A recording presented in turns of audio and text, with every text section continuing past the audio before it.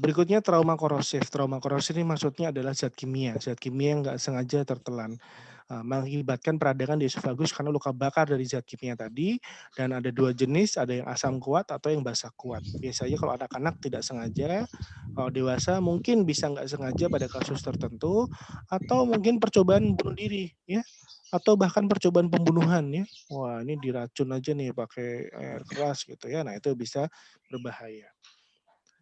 Prognosisnya berbeda-beda tergantung dari jenis penyebabnya, dari jenis bahan kimianya, itu yang asam atau yang basa, dia minumnya banyak atau sedikit, ada trauma atau segala macam yang lainnya atau tidak, gitu ya.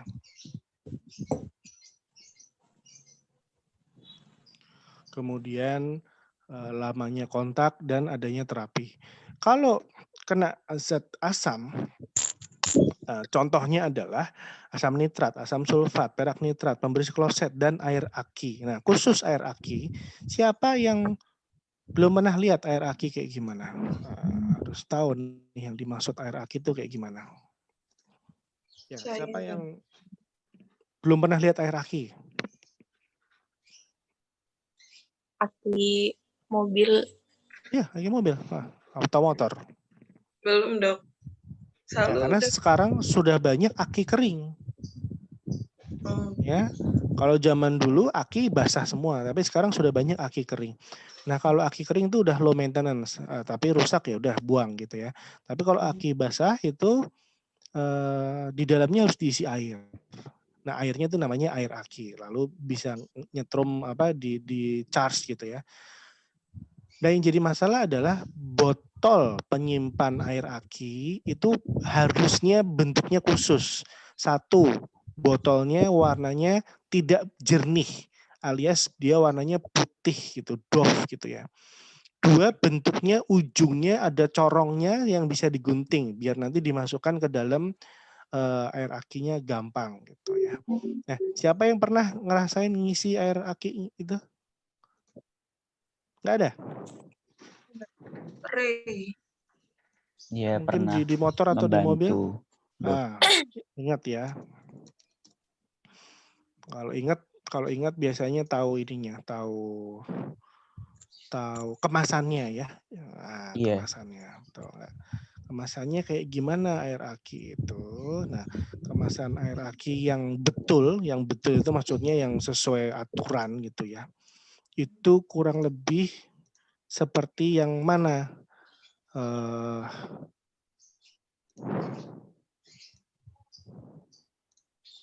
Reviwan.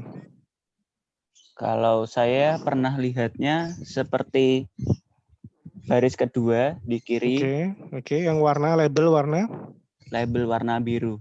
Ya, betul. Ini ya. Iya. Nah, ini contoh packaging air aki yang betul seperti ini. Ya. Warnanya tidak bening, lalu tutupnya seperti ini. Ya, tapi mohon maaf ini sekarang banyak produsen air aki yang nakal ya. Dia nggak mau beli pesan botol kayak gini karena lebih mahal. Akhirnya dia beli botol seperti apa? Yang bening. Kayak botol aqua. Nah, ini semua air aki nih, ya.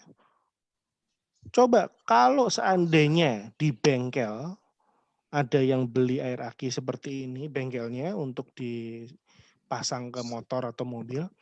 Terus kebetulan karena udah lama atau dan lain sebagainya, stikernya lepas. Stikernya nih copot nih. Atau dicopot gitu. Habis kerja nih, siang-siang pas lagi nggak bulan puasa, kerjaan motor, mobil di bengkel, capek. Terus duduk. Wah, ada botol kayak gini. Nggak ada labelnya. Diapain sama tukang bengkel, Raffi? Diminum. Tidak sengaja terminum. Mungkin. Ya, sengaja minum, tapi nggak sengaja minum air aki. Oh iya. Dikira air putih. Ya. Iya. Jadi kecelakaan kerja ya, bahaya sekali. Jadi ini harusnya nggak boleh nih botol kayak gini nih. Harusnya diganti dengan botol yang seperti ini. Ini contoh yang baik. Seperti ini ya. Ya, atau seperti ini bolehlah gitu ya.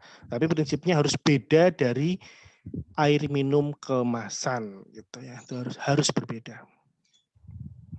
Untuk mencegah kejadian itu. Kenapa? Karena biaya packaging itu pasti lebih murah daripada biaya operasi pasiennya. Ya. Coba harus diterapi kayak gini, susah banget. Atau bisa juga bahannya sifatnya alkali dia, soda mesin bubuk, mesin cuci piring dan lain-lainnya ya. Atau lisol karbol dan lain-lain. Itu juga bisa jadi masalah. Mana yang lebih bahaya, asam atau alkali? Ternyata lebih bahaya yang Asam. ternyata yang alkali Asam. lebih bahasa. Alkali lebih bahaya. Ya. Kenapa? Karena asam terjadi koagulasi, tapi kalau alkali terjadi liquefactum necrosis. Dan ini ternyata disintegrasi ini penetrasinya lebih dalam daripada yang asam.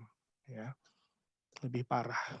Ini patogenesisnya kalau asam terjadi dalam waktu sekian, granulasi lalu parut, lalu kontraktur. Kalau alkali, wow, parah banget nih, banyak banget. Bahkan bisa sampai struktur dan lain-lain sampai beberapa bulan atau perforasi. Tampak di luar dari mulut, ada luka bakar, tapi nggak kena api, tapi terbakar secara kimia, esofagus ada gangguan, dan yang bahaya ini, kalau sampai perforasi, maka isi saluran cerna masuk ke rongga perut, ya peritonitis, wah luar biasa, susah sekali nanti penanganannya, bahkan bisa berbahaya. Kalau masuk ke laring, laringnya rusak, nggak bisa napas, sesak, harus tracheostomi ya, bahaya sekali.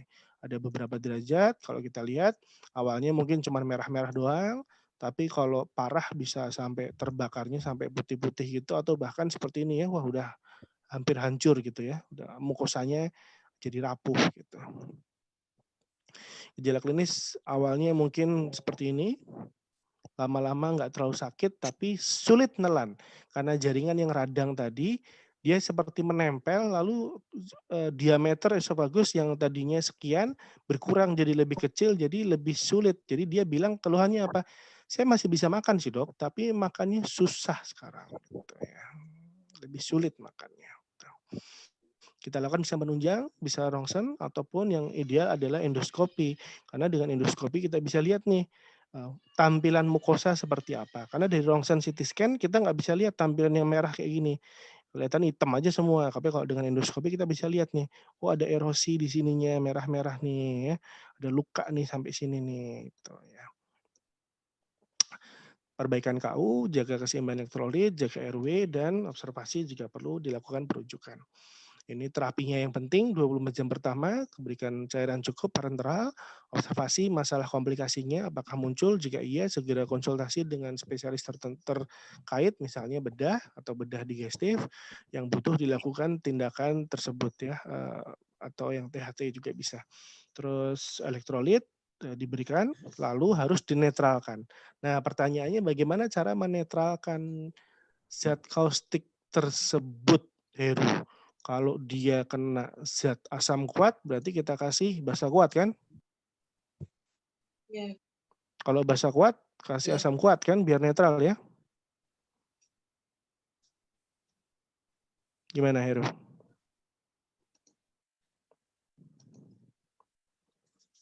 Dikasih Menurut kamu gimana? Kalau kena asam kuat kasih apa? Dikasih basa kuat. Kalau kena basa kuat? Kasih apa? Kasih Asam kuat. Biar netral. sepertinya iya dok. Nah itu kamu menyiksa pasien ya. Nggak boleh. Berarti kamu 2 kali menciderai pasien ya. Habis kena basa kuat kasih asam kuat. Emang kurang penderitaan pasien kamu tambahin lagi. Itu nyiksa, nggak boleh ya. Jadi perhatikan betul. Maksudnya menetralkan bukan kalau basa kuat kasih asam kuat kasih basa kuat, salah ya. Jadi kalau basa kuat kurang dari 6 jam kasihnya susu atau air ya. Kalau asam kuat antasida ya. Jangan basa kuat kasih asam kuat kasih basa kuat, ini nggak boleh, salah besar ya. Jadi saya ulangi, basa kuat susu dan air, kalau asam kuat antasida ya. Lalu berikan cairan dan bilas lambung yang cukup. Jadi ini terapinya ya. Jadi ulangi Heru gimana? Kalau asam kuat kasih apa? Kasih antasida dok. Ya, basa kuat? Kasih air atau susu. Ya, berarti pokoknya ingat-ingatnya 2 aja, antasid sama susu. Yang mana yang dikasih antasid? Antasid kan untuk sakit mah ya, sakit mah itu kan asam lambung. Berarti antasid untuk yang asam. Nah, gitu cara ingat-ingatnya, gampang ya.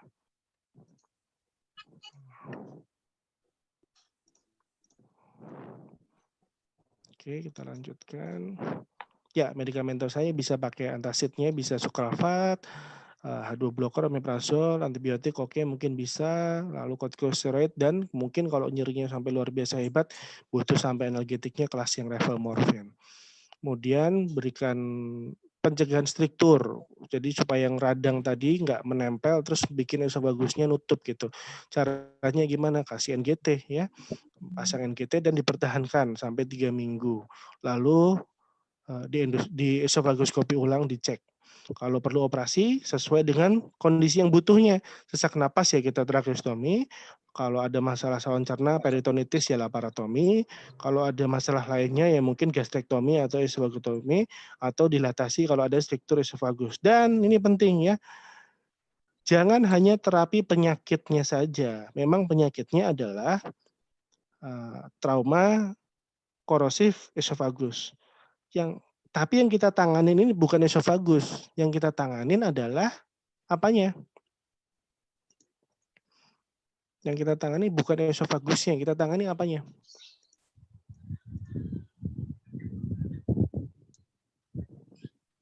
Isti.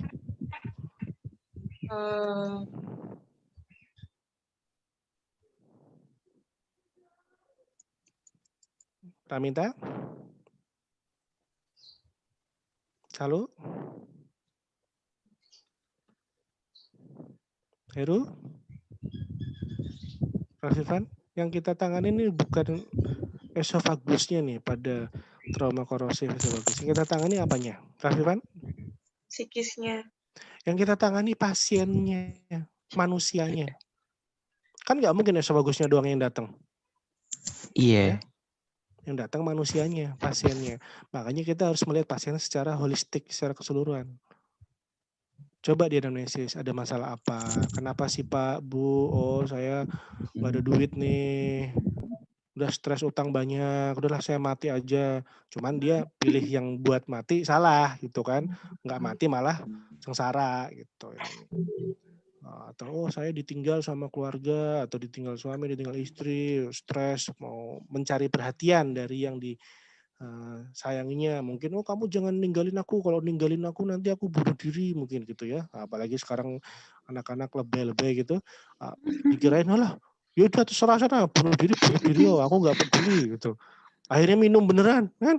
Terus dia telepon, "Nih aku udah minum nih, sekarang aku di rumah sakit." Nah, itu jadi dia kayak anak kecil aja, cuman main-main aja ininya ya.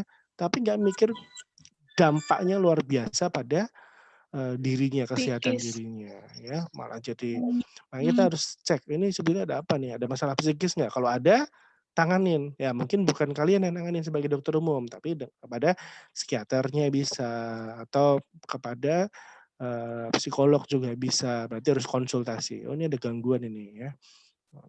Apalagi habis itu datang siapa keluarganya, ini siapanya tanya ya, ini suaminya, istrinya, atau keluarganya, pacarnya, atau siapanya, habis ada masalah atau apa itu harus ditanyakan juga ya, penting.